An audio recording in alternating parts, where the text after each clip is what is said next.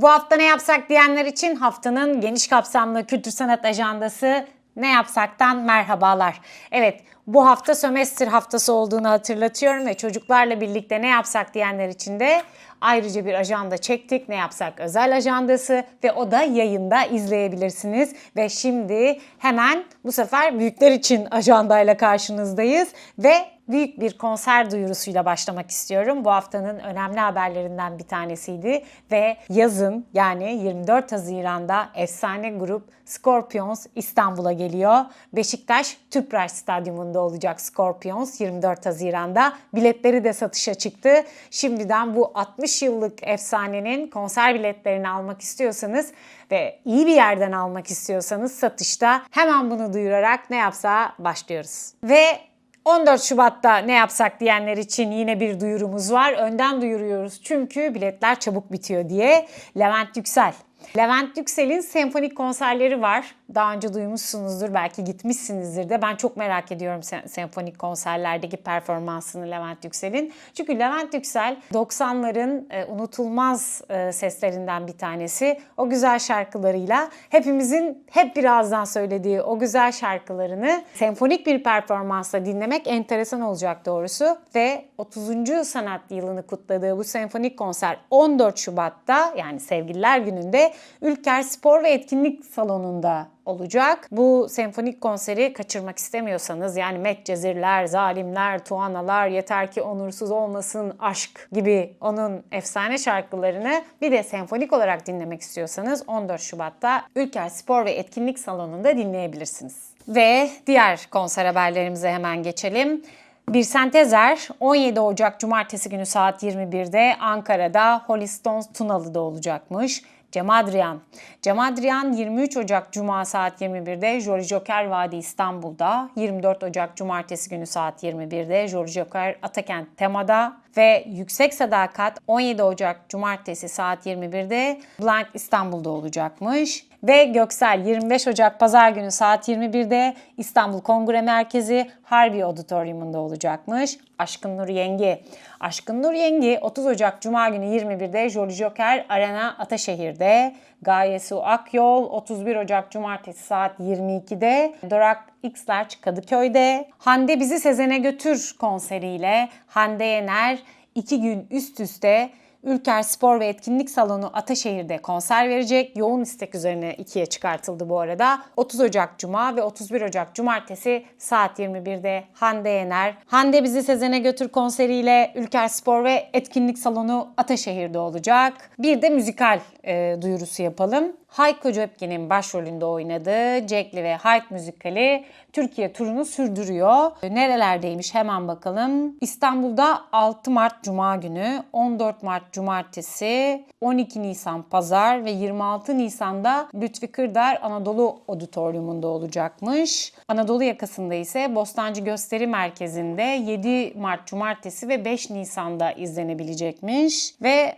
turne kapsamındaysa 25 Nisan'da Ankara Ato Kongrezyum'da, 19 Mayıs'ta 21'de Antalya Açık Hava Tiyatrosu'nda, 18 Haziran 20.30'da Diyarbakır'da, 19 Haziran saat 21'de Gaziantep'te ve 20 Haziran saat 21'de Adana Çukurova Üniversitesi Açık Hava Tiyatrosu'nda Jekyll and Hyde müzikalini, Hayko Cepkin'in bu Jekyll and Hyde müzikalini izleyebilirsiniz. Hadi şimdi sinemaya geçelim. Bu hafta sinemalarda vizyonda ne var? Önce ona bir bakalım. Vizyonda bu hafta öne çıkan filmler arasında tabii sömestr tatili olduğu için çocuklar için giren filmler var. Bunlardan bir tanesi Sünger Bob Korsan Macerası. Sünger Bob'u ben de benim oğlum küçükken herhalde sömestr döneminde giren filmi en az 4-5 kere izlemişimdir. Tabii hep uyuyarak izlediğim için, daha doğrusu uyuduğumu çaktırmadan izlediğim için hani 5 kere izlediysem filmi anca tamamlamışımdır zaten, anca anlamışımdır. Dolayısıyla o anne babaların o çocuk filmlerinde neler yaşadığını çok iyi biliyorum. Çünkü o zamanlar gazetede hafta sonu ekleri yapıyordum ve sabahlıyorsunuz Perşembe, Cuma ve ben Cumartesi günü filme gittiğimde ya da Pazar fark etmez. Zaten uyumak için büyük fırsattı. O yüzden yani anne babaları da çok iyi anlayarak böyle Sünger Bob deyince böyle bir geçmişe döndüm. Geçmiş Sünger Bob maceraları aklıma geldi. Uyumuyorum oğlum diye izlediğim filmlerden bir tanesiydi Sünger Bob. Ve onun dışında Maşa ile Koca Ayı var bir de çocuklar için. Maşa ile Koca Ayı, Mucize Parkı filmi yine gösterimde. Sömestr tatili vesilesiyle çocuklarla ne yapsak diyenler için burada da bir ekleme yapalım. Dediğim gibi zaten çocuklarla ne yapsak sömestr özel programında yine Aysun Öz kanalında, YouTube kanalımızda ayrıca izleyebilirsiniz. Çünkü çocuklarla bir şey yapmak gerçekten verimli zaman geçirmek biraz araştırma gerektiriyor, biraz emek gerektiriyor. Orada pek çok müzenin, sanat galerisinin verimli vakit geçirebileceğiniz etkinlikleri var. Onları söyledik. Ücretliler var, ücretsizler var. Ayrıca buradan tekrar hatırlatmış olayım. Onun dışında sinemalarda bu hafta 28 yıl sonra Kemik Tapınağı vizyona girmiş ve yabancı yine vizyonda ve Aşktan Geriye Kalan filmi de vizyonda sinemalarda izleyebilirsiniz. Evet, dijital platformlarda ne izlesek diyorsanız aslında yaşı bana yakın olanlar için gelecek yeni bir seri var. Game of Thrones dünyasının heyecanla beklenen yeni dizisi A Night of the Seven Kingdoms, HBO kütüphanesinin önemli içeriklerinden biri Game of Thrones biliyorsunuz ve benim yaşımda dememin sebebi de bu zaten. Game of Thrones genelde benim yaşlarımdakilerin çok sevdiği yapımlardan bir tanesi. Soluk soluğa böyle ardı ardına sezonları izlediği yapımlardan bir tanesi. HBO Max kütüphanesinde önemli dizilerinden bir tanesi Game of Thrones hala elbette ki. Ve bu Game of Thrones dünyasının heyecanla beklenen yeni dizisi A Night of the Seven Kingdoms'da aynı zamanda HBO Max'le birlikte aynı anda TV Plus'ta da yayında olacak. Bunu da buradan Game of Thrones hayranlarına duyuralım. Dijital platformlardan bir önerimiz de sanat severlere, resim severlere diyebilirim. Ünlü ressam, 93 yaşındaki ünlü ressam Gerhard Richter'ın hikayesi de Mubi'de Gerhard Richter içeriğiyle yayında. Gerhard Richter'ın 50 yıllık sanat hayatı, Gerhard Richter resimleri başlığıyla bu yapımla birlikte Mubi'de izlenebilir. Çok röportaj vermeyi ve medyada görünmeyi sevmeyen bir sanatçı. Dolayısıyla onun resimlerinin perde arkası, hayat hikayesi, resimlerinin hikayesi gibi pek çok detayda bu yapımda yer alıyor. Mubi'de Gerhard Richter'ın resimleri sanat filmine de ulaşabilirsiniz. Resme meraklıysanız, ünlü ressamların hayat hikayelerini meraklıysanız iyi bir yapım olabilir sizin için gerçekten. Ve şimdi Netflix'ten de bir yeni gelen bir yapım var. O da ben birkaç bölüm izledim. Hemen sarıyor ve ilgi çekiyor. Özellikle de böyle suç, polisiye seviyorsanız ve mini dizi de seviyorsanız, çabuk izleyeyim, kolay sonuca varalım diyorsanız Netflix'in Ne Yaptığını Biliyorum yapımı şu anda en çok izlenenlerde de galiba listesinde yer alıyor. Ben de şöyle birkaç bölüm izledim. Oldukça sardı ama bir yerde bırakmak zorunda kaldım ben de. Devam edeceğim, heyecanla bekliyorum. Netflix'e gelecek önemli yapımlardan bir tanesi de Orhan Pamuk'un meşhur, ünlü, kült eserinden Masumiyet Müzesi. Selahattin Paşalı oynuyor biliyorsunuz. Önümüzdeki günlerde Selahattin Paşalı ve ekiple birlikte yapacağımız röportajı da yapım vizyona girdiğinde o günlerde Aysun Öz'le başka şeyler de izleyeceksiniz. Bu röportaj için hazırlanmaya şimdiden başladım doğrusu. Ve bu haftada ne izlesek diyenler için alternatiflerimiz bunlar. Yavaş yavaş tiyatroya geçelim. Tiyatroda moda sahnesinde 18 Ocak'ta Hizmetçiler var. 19 Ocak'ta Diction Büyük Şans var. 20 Ocak'ta Jeanne d'Arc'ın Öteki Ölümü var. 21 Ocak'ta Ada konseri varmış moda sahnesinde. Bu da bir konser haberi olsun araya. Bunu da böylece konserlerin dışında bunu da buraya sıkıştıralım. 22, 23 ve 24 Ocak'ta Bir Kadının Kavgaları ve Dönüşümleri var. 25 Ocak'ta Bütün Çılgınlar Sever Beni oyunu var. 26 Ocak'ta Atlas Tiyatro Araştırmalarının yapımı Dublörün Dilenması var. Moda sahnesinden oyun atölyesine geçelim. Oyun atölyesinde ne varmış? 5, 6, 7, 8 ve 22, 23 Ocak'ta Baba oyunu var oyun atölyesinde. 10, 11, 24 ve 25 Ocak'ta Hayvan Çiftliği var. 16, 31 Ocak'ta Kızlar ve Oğlanlar var. 17 Ocak'ta ise Kırlangıç var. Craft Tiyatro'ya bakalım. Craft Tiyatro'da neler var? 23, 24 ve 25 Ocak'ta Yeter var. Ve yine 25 Ocak'ta Old Falls var. Tiyatro sahnesinde. Ve sergilere geçiyoruz hızlıca. Şu anda İstanbul'da pek çok sergi ardı ardına açılıyor. Şehrin pek çok noktasında yeni sergi bulmak mümkün. Yeni sergileri izlemek mümkün. Onlardan bir tanesi de Ferda Dedeoğlu'nun Ferda Art platformundaki Collectors and Artists artist sergisi. Ferda bunu her yıl yapıyor. Yanlış hatırlamıyorsam 5. yılı Ferda Art platformundaki Collectors and Artists sergilerinin ve çok da ilgi görüyor. Bir koleksiyoner ve eserlerini aldığı bir artist eşleşmesi gibi düşünebilirsiniz. Kimler var bu 5. edisyonda? Mehmet Abbasoğlu, Fırat Engin'le, Nezih Barut, İrfan Önürmen'le, Altuğ Hacıalioğlu, Erinç Seymen'le, Emin Hitay, Ezgi Yakın'la ve Ahu Serter, Super Linox'la Ferda Art platformundaki bu Collectors and Artists sergisinde yer alıyorlar. Serginin açılış günü gittim. Biraz geç gittim. Koleksiyonerlerle sanatçıları hepsini aynı anda yakalayamadım ama hepsi ayrı bir heyecan içerisindeydi ve birlikte olmalı. Yani koleksiyonerlerin artistlerle, artistlerin koleksiyonerlerle buluşması ve orada olması da ilginç bir diyalog aslında. Ferda'nın burada özellikle üstünde durduğu konu da bu. Koleksiyoner önerileriyle şekillenen bir sergi dizisi olması ve koleksiyonlarda yer alan eserlerle sanatçıların yeni üretimleri arasında kurulan diyaloğu görünür kılmayı amaçlıyor Ferda bu sergilerle birlikte. Ve daha önce de pek çok, dediğim gibi 5. edisyonu olduğu için pek çok koleksiyoner, pek çok sanatçıyla eşleşmişti. Bu 5. koleksiyoner sanatçı edisyon sergisi de 9 Ocak'ta açıldı. 14 Şubat 2026'ya kadar Ferda Art platformda Nişantaşı'nda görülebilir. Etkileyici bir sergi dediğim gibi. Hatta açılış günü İrfan Önürmen, ben gittiğimde ancak geç gittiğim için ancak İrfan Önürmen'e yetişmiştim. O kalmıştı. Onun da eşi sanatçı, kızıyla birlikte çalışıyor ve çok da güzel atölyelerinden bahsettiler bana. Duyuyordum zaten atölyelerinin çok böyle enerjisinin iyi olduğunu. İnşallah önümüzdeki günlerde ziyaret edeceğim İrfan Önürmen'i de atölyesinde. Sanatçı atölyelerini gezmek gerçekten çok heyecanlı, etkileyici, bambaşka bir serüvene kapı açıyor.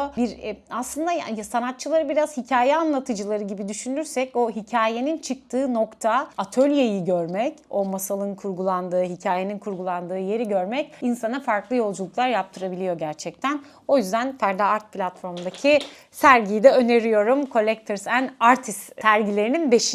edisyonu. Ve onun dışında tabii pek çok sergi var dedim İstanbul'da. Pek çok sergiye ulaşmak mümkün. Onlardan devam edelim. Onlardan bir tanesi Bedir Rahmi Eyüboğlu'nun Sevda Üstüne adlı kişisel sergisi. 12 Ocak'ta açıldı. 7 Şubat'a kadar da Galeri Selvin'de gezilebilir. Türk resim sanatının en önemli temsilcilerinden biri biliyorsunuz Bedir Rahmi Eyüboğlu ve bugüne kadar hiç sergilenmemiş 50 adet desen ve renkli çalışmalarının yer aldığı özel bir seçki bu Sevda Üstüne. Bedir Rahmi'nin halk sanatından da beslendiği görsel dili, şiirsel anlatımı, büyük ölçekli eserlerinin dışında kalan daha içsel ve samimi üretimini ve bu yaratıcı mirasını yeniden keşfetmek isteyen sanatseverler için hazırlanmış bir sergi diye de duyuruluyor bir taraftan. Bu Bedir Rahmi Eyüboğlu'nun Sevda Üstüne sergisi Arnavutköy'de Galeri Selvin'de görebilirsiniz. Bedir Rahmi Eyüboğlu ile ilgili hazır laf açılmışken İş Sanat'ın İstiklal Caddesi'ndeki İş Bankası Resim Heykel Müzesi'nde de bir sergi var biliyorsunuz. Onu da daha önce röportajını yapmıştık Aysun Öz'le başka şeylerde. Evet, Yan Yana sergisinden bahsediyorum. Yan Yana sergisi Bedir Rahmi Eyüboğlu ve Eren Eyüboğlu'nun Melahat ve Eşref Üren çiftinin, yani iki çiftin sergileri, yani yan yana olmasının sebeplerinden biri de o zaten. Bedir Rahmi Eyüboğlu, Eren Eyüboğlu ve Melahat ve Eşref Üren çifti de iki çiftin yan yana sergileri gibi düşünebilirsiniz ya da Eren Eyüboğlu'yla Bedir Rahmi Eyüboğlu'nun Melahat ve Eşref Üren'i de yan yana olarak düşünürsek, o yüzden farklı bir sergi. İş Bankası Resim Heykel Müzesi'ndeki yan yana sergisi. Daha ayrıntılı bilgiye zaten dediğim gibi röportajı var, izleyebilirsiniz. Ve 20 Eylül'e kadar da Bedir Rahmi'nin Eren Eyüboğlu'nun eserleriyle birlikte sergilendiği sergisi de burada görülebilir. Bunu da hatırlatmış olalım. Arnavutköy'deki Galeri Selvin'de olan Bedir Rahmi Eyüboğlu'nun Sevda Üstüne sergisiyle birlikte. Çok uzattım, farkındayım. Hadi şimdi başka bir sergiye geçelim. Borsanat Exit İşbirliği ile 2026 yılında açılan ilk sergileri Şubat ve Mayıs ayları arasında gerçekleşecek konuk sanatçı programı bu yıl Dijital Eşik başlığıyla düzenleniyormuş ve Türkiye'nin dijital sanat ve yeni medya ses tasarımı alanlarında uluslararası ölçekte üretim yapan sanatçılarına yöneliyorlar ve bu kapsamda Selçuk Artut'un sergisi 9 12 Şubat'ta, Sayır Sinan Kestelli'nin sergisi 23-26 Şubat'ta, Ahmet Rüstem Ekici ve Hakan Sorar sergisi 9-12 Mart'ta, Bilal Yılmaz ve Lidya Cihatziakovu'nun sergisi, inşallah doğru okumuşumdur, 23-26 Mart'ta, Erdal İnci 6-9 Nisan'da, Candaş Şişman 27-30 Nisan'da, Ecem Dilan Köse 2-5 Mayıs'ta Borsanat Exit işbirliği ile düzenlenecek sergiler kapsamında görebileceğimiz sanatçılar. Böylece 2026 takvimini de zaten duyurmuş oldum. Sadece bu şey değil. Tabii ne zamandır Arter'deki sergilerle ilgili duyuruda bulunmamıştım. Arter'de yine etkileyici sergilerine bu yılda devam edecek. Bakalım ilk aylarda, bu aylarda ne görebiliriz? Arter'de Nilbar Güreş'in erken dönem işlerini yeni eserleriyle bir araya getiren Türkiye'deki ilk kurumsal solo sergisi Kadife Bakış hala Arter'de görülebilir. Fotoğraf eksenli üretimlerden oluşan grup sergisi Biraz Daha Zamana İhtiyacım Var. Hera Büyüktaşçıyan'ın sanatsal pratiğine kapsamlı bir bakış sunan yeni kişisel sergisi Hayalet Kuartet ve video odaklı grup sergisi Hah Arter'de izleyiciyle buluşuyor. Hala açık bu aylarda, yani 2026'nın ilk aylarında bu sergileri görebilirsiniz. Arter'de ayrıca etkinlik programı da var. Arter'in bir etkinlik programı da var. O kapsamda da pek çok etkinlik var. Sezonun en fazla ilgi gören yapımlarından Tiyatro Hemhal'in En Sevdiğinden Başla oyunu 17 Ocak'ta. Portekiz'den Eira ve Türkiye'den Çıplak Ayaklar Kumpanyası'nın ortak projesi Taşıdıklarımız. 30 Ocak'ta sahnelenirken uluslararası müzisyenlerin Türkiye ve dünya premierinin yer alacağı, Matthias Osterwold'un sanat yönetmenliğinde gerçekleşen yeni ve en yeni müzik festivalinin 7. edisyonu 19-22 Şubat'ta izleyiciyle buluşacak. Ayrıca Arter'de sömestr tatilinde çocuklar için pek çok etkinlik var. Onu da sömestr özel ajandamızda bulabilirsiniz